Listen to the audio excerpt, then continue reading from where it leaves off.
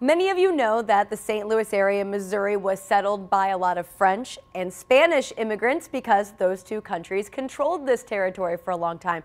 But in the 1800s, it was the Germans that came over to Missouri and settled many small towns. And we're going to talk about a couple of those today, one in particular with Valerie Schrampond of the St. Louis Post-Dispatch. Welcome back to Arts Pop. Hi, thanks for having me. We're talking about Perry County, and German immigrants from the Saxony region settled several towns in the 1830s, right? Right, exactly. This story that I wrote starts almost 200 years ago when a group of Lutheran immigrants came over from Germany and settled in Perry County. And what I heard about them, what got me interested in the story, is that I spoke to a professor of German who studies groups of people that still speak the dialect that their ancestors spoke. And there's only pockets of these people that live in Perry County. There's another pocket in western Missouri, but there's just little pockets of German speakers all around, and there's maybe only a couple dozen people in Perry County who still speak this.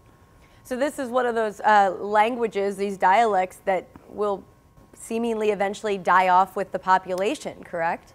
Right, right. Unfortunately, and it's kind of unusual because, you know, a lot of people came, you know, from immigrants and descended from immigrants, and maybe our grandparents or great-grandparents spoke the language, but this goes back several generations, so it's kind of unusual that this has, you know, remained. And most of the people that speak this are older.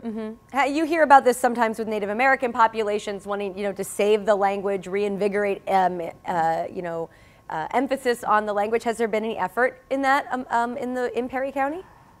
Not necessarily. The schools don't really teach it anymore. They might sing Silent Night in German at the churches, you know, at Christmas time. One thing they do is there is a wonderful museum there. It's called the Lutheran Heritage Center Museum in Altenburg, and they tell the story of these immigrants. And there's also the Saxon Lutheran Memorial, and they're going to be having a fall festival on the 13th. And so that's one place where they celebrate their heritage and culture and a little bit of their language. There's a few people that still speak it, and you still see it on signs and things there, but it's a neat place. A lot of folks there kind of remembering older times, but it's neat to find that still out and about when it seems like some of that history is dying off across the country.